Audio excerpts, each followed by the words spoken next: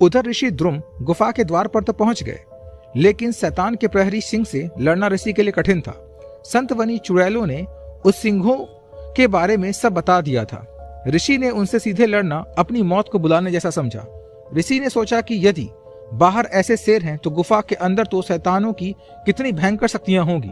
यदि यहीं मेरी सारी ताकत लगा दूंगा तो अंदर जाकर राजकुमारी की मदद कैसे करूंगा। ध्रुव ऋषि वहीं पास के एक पेड़ के नीचे आग जलाकर बैठ गए और मंत्रोच्चारण करने लगे। उन्होंने शेर का सामना करने की कोई नई तरकीब सोची, जिसके लिए ऋषि अग्नि के सामने मंत्रोच्चार करने लग गए। राजकुमार विजयराज और पंडित पुत्र दोनों अपनी मस्ती में रास्ते में चल रहे थे। रात का अंधेरा हो गया था। दोनों ने सोचा कि कहीं अच्छी जगह देखकर रात्रि बिताई जाए। तभी दूर एक मसाल जलती दिखाई दी। दोनों तेज गति से चले और वहां पहुंचे।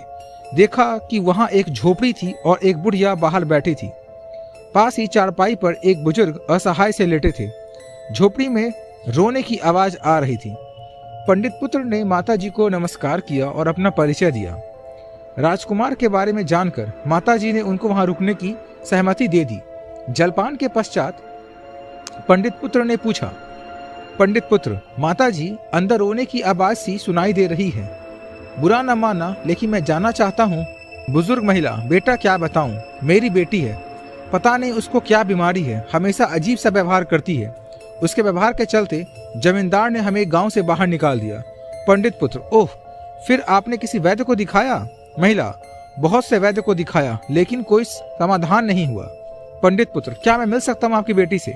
महिला, जी ठीक है, लेकिन ध्यान रखना कि वो किसी इंसान को देखकर अजीब सी हरकतें करती है और चिल्लाती भी है। पंडित पुत्र, ठीक है, आप चिंता मत करो, मैं संभाल लूंगा। पंडित पुत्र राजकुमार के साथ झोपड़ी में जाता है। अंदर का दृश्य देखकर चौंक जाता है। अंदर एक 15-16 साल की लड़की, जिसके हाथ और पांव बंधे हैं और चेहरे पर बहुत से नाखून के निशान हैं।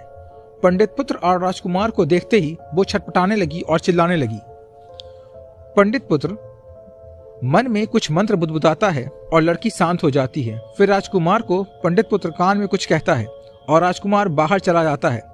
फिर पंडित पुत्र लड़की के हाथ पांव खोल देता है। राजकुमार पंडित पुत्र के कहे अनुसार बाहर से कुछ लाता है। पंडित पुत्र, राजकुमार तुम मंत्रोच्चारण के साथ अग्नि में घी की आहुति दो ताकि वातावरण शुद्ध हो जाए। वैसे ही रात्रि का समय है, संभल कर। मैं 1 घंटे तक कुछ नहीं बोलूंगा। यदि तुम्हें लगे कि लड़की में कुछ हलचल हो रहा है तो जल के छींटे देते रहना। राजकुमार, पंडित तुम मेरी चिंता मत करना। हालांकि मैं नहीं जानता कि तुम क्या करने वाले हो, लेकिन मैं साहस के साथ काम लूंगा। तुम तनिक भी चिंता ना करना। इसके बाद पंडित पुत्र अपनी तंत्र विद्या में लीन हो जाता है और राजकुमार वेद मंत्रों का उच्चारण करते हुए घी की आहुति से वातावरण शुद्ध करता है। लड़की में चेतना का संचार होता है और अत्यधिक छटपटाहट के साथ वो चिल्लाने लगती है। सामने राजकुमार पर नजर पड़ते ही लड़की राजकुमार पर टूट पड़ती है और नाखून से राजकुमार के चेहरे पर घाव कर देती है। लेकिन राजकुमार ने साहस का परिचय दिया और लड़की को कसकर पकड़ लेता है।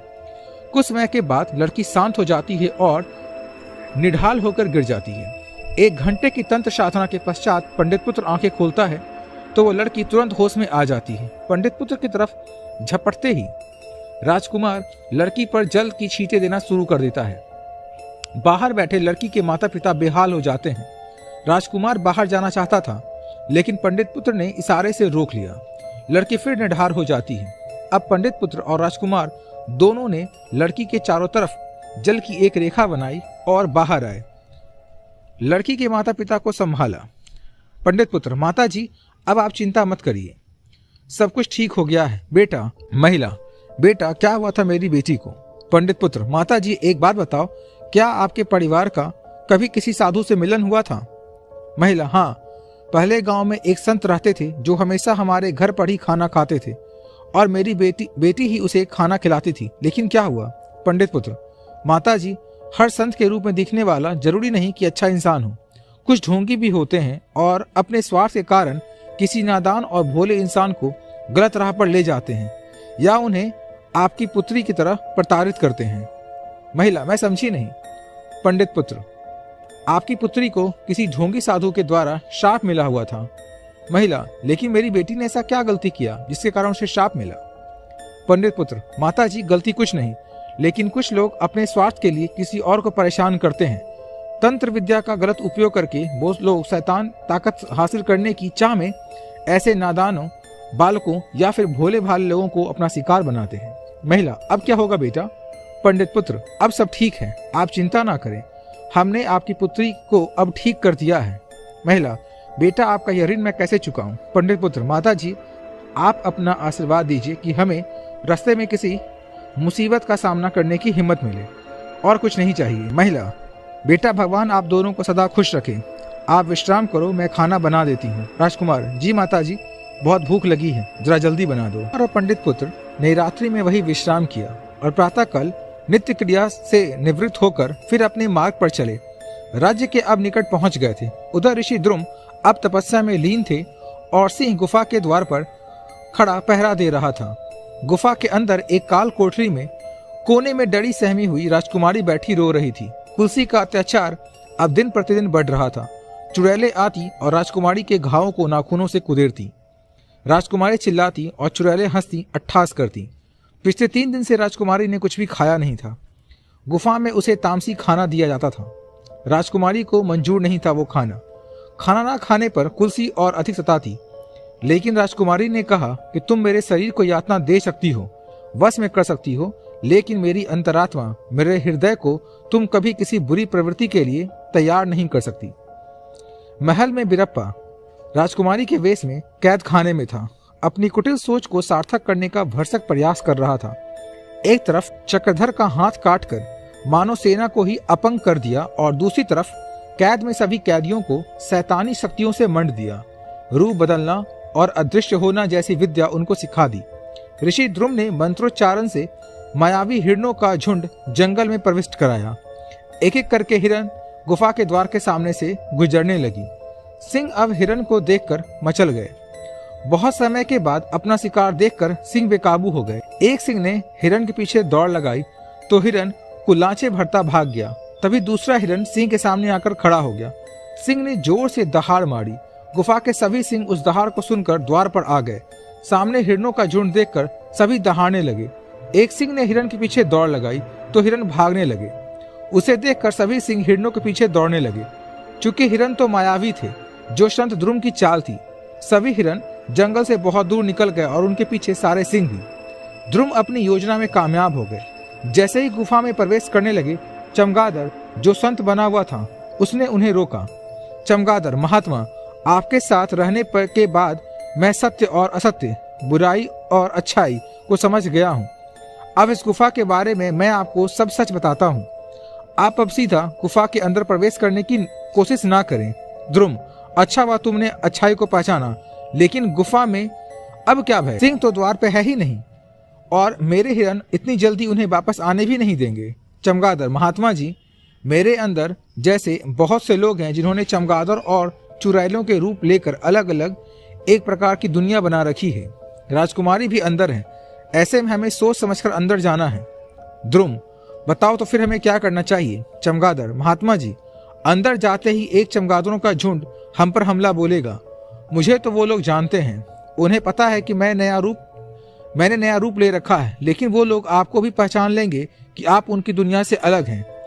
आप पर हमला करेंगे। द्रुम, तो हमें क्या करना चाहिए? चमगादड़, महात्मा जी, शैतानी शक्तियों से निपटने का तरीका तो मुझे नहीं आता। मैं बस आपको आगाह कर रहा हूँ। आपको बता सकता हूँ कि अंदर किस तरह की समस्या से आपको सामना करना पड़ेगा।